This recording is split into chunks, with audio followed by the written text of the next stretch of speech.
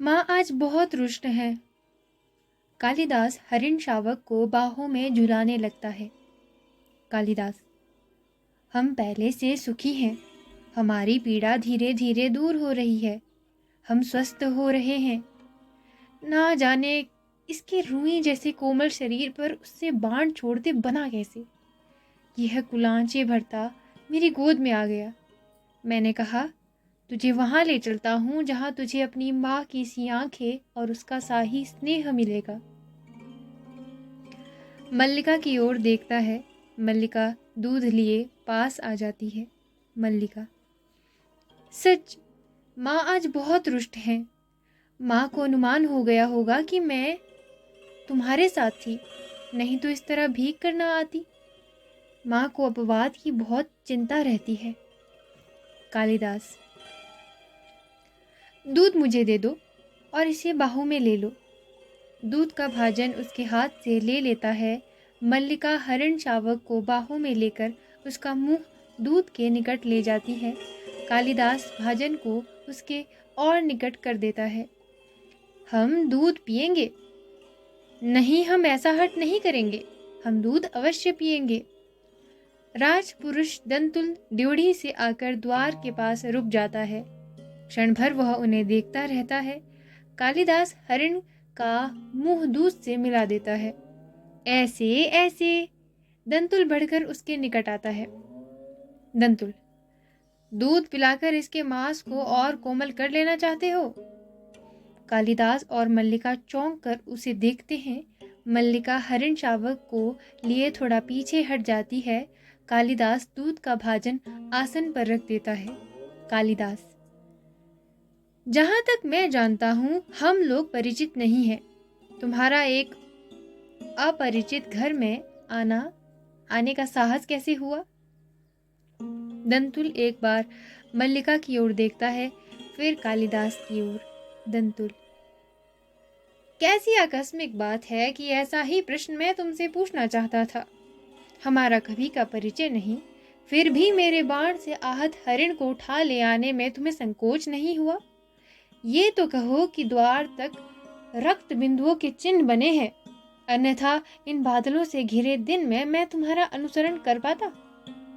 कालिदास, देख रहा हूं तुम इस प्रदेश के निवासी नहीं हो। दंतुल व्यंग्यात्मक हंसी हंसता है। दंतुल, मैं तुम्हारी दृष्टि की प्रशंसा करता हूं।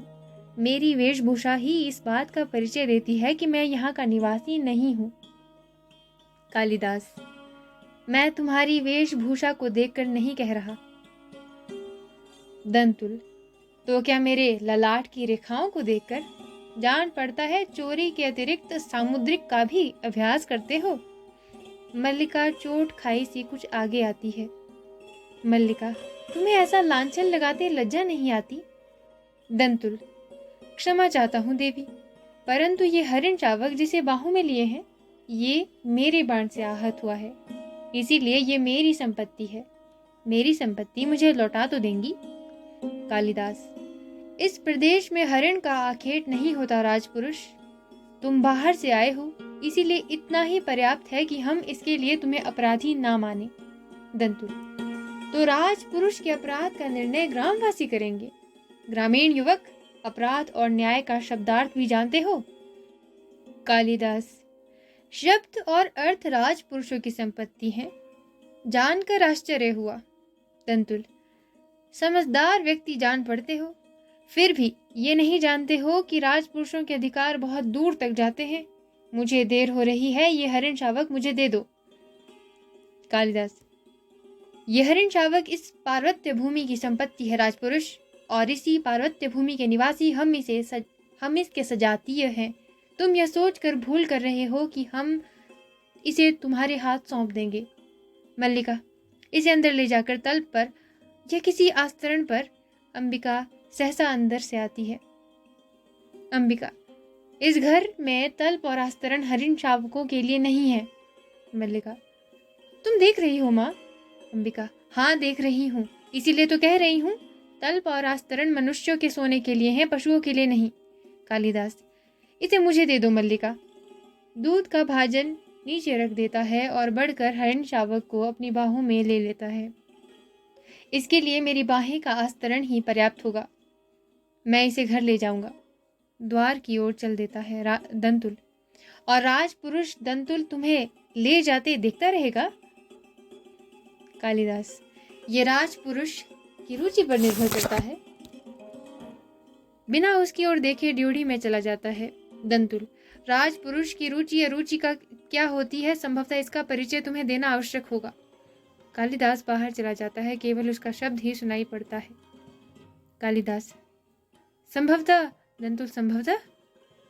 तलवार की मूठ पर हाथ रखे उसके पीछे जाना चाहता है। मल्लिका शीघ्रता से द्वार के सामने खड़ी हो जाती है। मल्लिका, ठहरो राजपुरुष, हरिण शावक के लिए हट मत करो। तुम्हारे लिए प्रश्न अधिकार का है, उनके लिए संवेदना का। कालिदास निशस्त्र होते हुए भी तुम्हारे शस्त्र की चिंता नहीं करेंगे। दंतुल, कालिदास, तुम्हारा अर्थ है मैं जिनसे हरिण शावक के लिए तर्क कर रहा था वे कवि कालिदास हैं? मल्लिका, हाँ हाँ, परंतु तुम कैसे जानते हो कि कालिदास कवि है? दंतुल, कैसे जानता हूँ? उज्जैनी की राज्यसभा का प्रत्येक व्यक्ति ऋतुसंहार के लेखक कालिदास को जानता है। मल्लिका, उज्जैनी की राज्यसभा का प्रत्येक व्यक्ति उन्हें जानता है? दंतुल, सम्राट ने स्वयं ऋतुसंहार पढ़कर उसकी प्रशंसा की है, इसीलिए आज उज्जैनी का राज्य ऋतुसंहार के लेखक का सम्मान करना और उन्हें राजकवि का आसन देना चाहता है। आचार्य वर रुचि इसी उद्देश्य से उज्जैनी से यहाँ आए हैं। मल्लिका सुनकर स्तंभित हो जाती है। मल्लिका, उज्जैनी का राज्य उन्हें सम्मान देना चाहता है, राजकवि का आसन?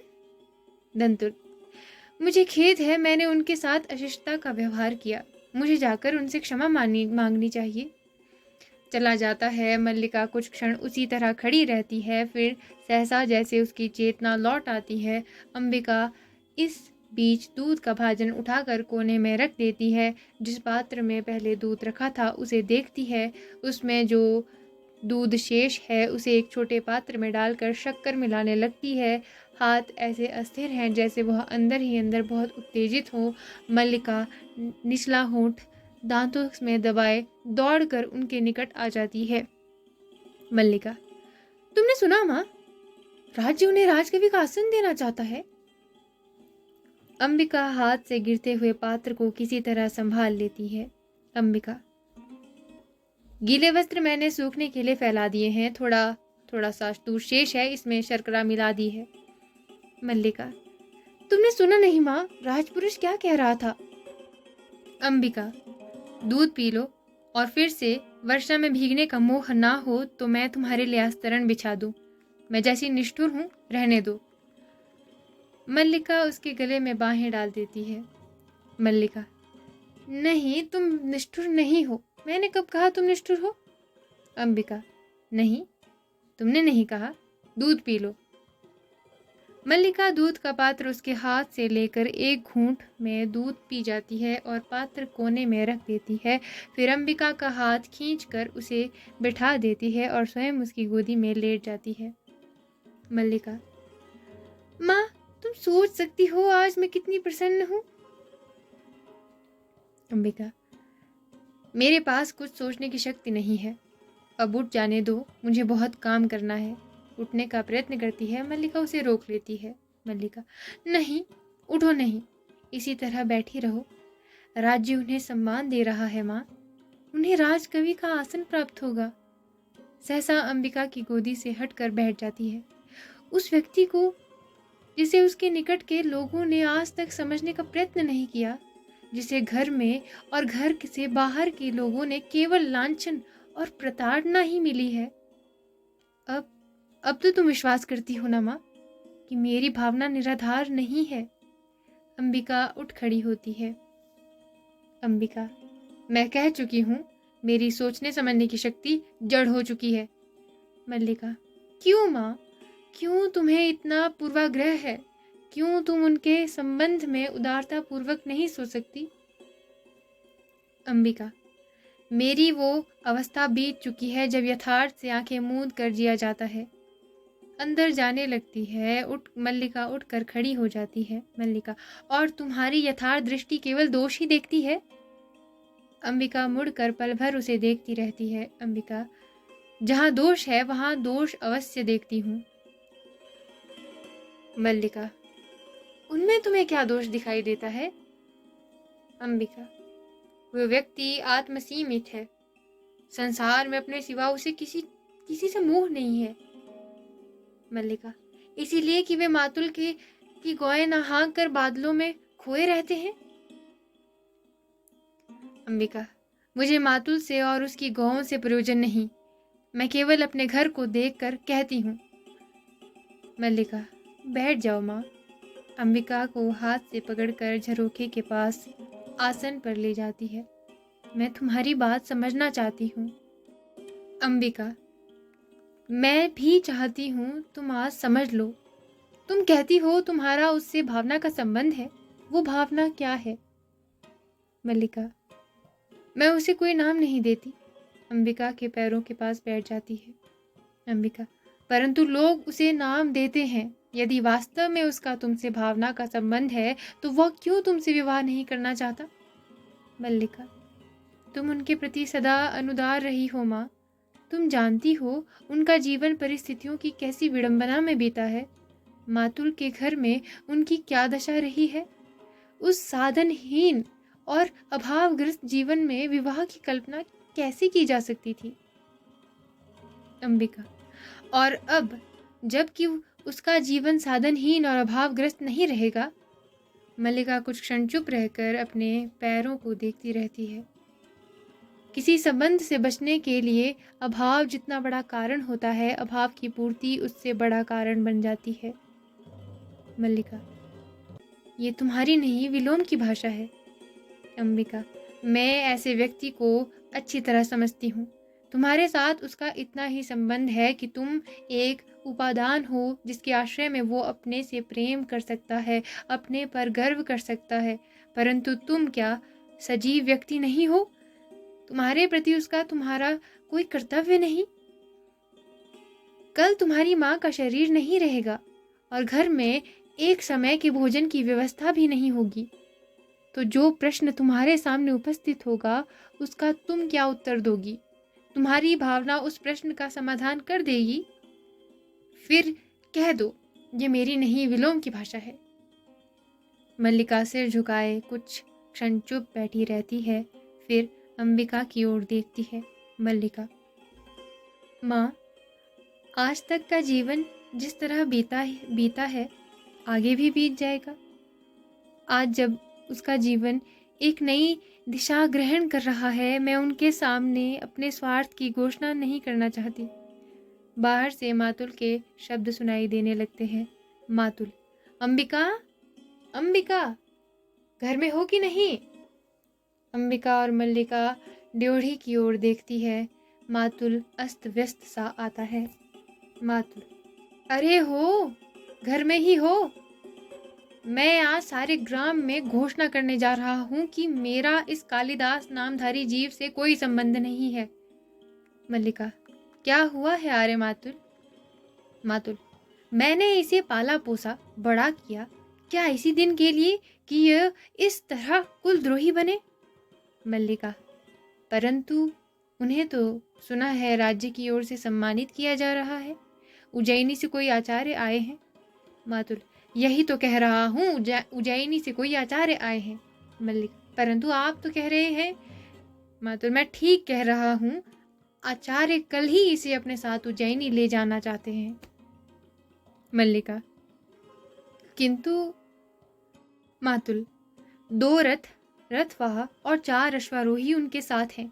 मैं तुमसे नहीं कहता था अंबिका कि हमारे प्रपितामह के एक दोहित्र का पुत्र गुप्त साम्राज्य की ओर से शकों से युद्ध कर चुका है। अंबिका, तुम अपने भागिनेय की बात कर रहे थे।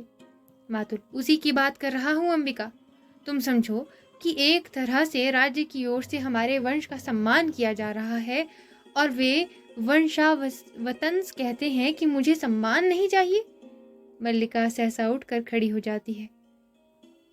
मैं राजकीय मुद्राओं से क्रीत होने के लिए नहीं हूँ। उत्तेजना में एक कोने से दूसरे कोने तक टहलने लगता है। मल्लिका कुछ क्षण विस्मृत सी खड़ी रहती है। मल्लिका, वे राज के सम्मान को स्वीकार नहीं करना चाहते। मातुल, मेरी समझ में नहीं आता कि इसमें क्रय विक्रय की क्या बात है। सम्मान मिलता है, ग्रहण करो, नहीं कविता का मूल्य ही क्या है। मल्लिका, कविता का मूल्य है आर्य मातुल, तभी तो सम्मान का मूल्य है। मैं समझती हूँ कि उनके हृदय में ये सम्मान चुभता है। अंबिका कुछ सोचती सी अपने अंशुक को उंगलियों में मसलने लगती है। अंबिका, मैं तुम्हें विश्वास दिलाती हूँ कि वो उज्जैनी अवश्य जाएगा। मातुल उसी तरह टहलता रहता है। मातुल, अवश्य जाएगा? वे लोग इसके अनुचर हैं जो अभी स्तुति करके इसे ले जाएंगे। अंबिका, सम्मान प्राप्त होने पर सम्मान के प्रति प्रकट की गई उदासीनता व्यक्ति के महत्व को बढ़ा देती है। तुम्हें प्रसन्न होना चाहिए कि तुम्हारा भागिने लोक नीति में निष्णात है। मातुल सहसा रुक जाता है। मातुल, ये लोक नीति है? तो मैं कहूंगा कि लोक नीति और मूर्ख नीति दोनों एक ही अर्थ है। फिर टहलने लगता है। जो व्यक्ति कुछ देता है, धन हो या सम्मान हो, वो अपना मन बदल भी तो सकता है, और बदल गया तो बदल गया। फिर रुक जाता है। तुम सोचो कि सम्राट रुष्ट भी तो हो सकते हैं कि एक साधारण कवि ने उनका सम्मान स्वीकार नहीं किया। निक्षेप बाहर से आता है। निक्षेप, मातुल, आप अभी यहीं हैं और आचार्य आपकी प्रतीक्षा कर रहे हैं। मातुल, और तुम यहाँ क्या कर रहे हो? मैंने तुमसे नहीं कहा था कि जब तक मैं लौट कर ना आऊं तुम आचार्य के पास रहना।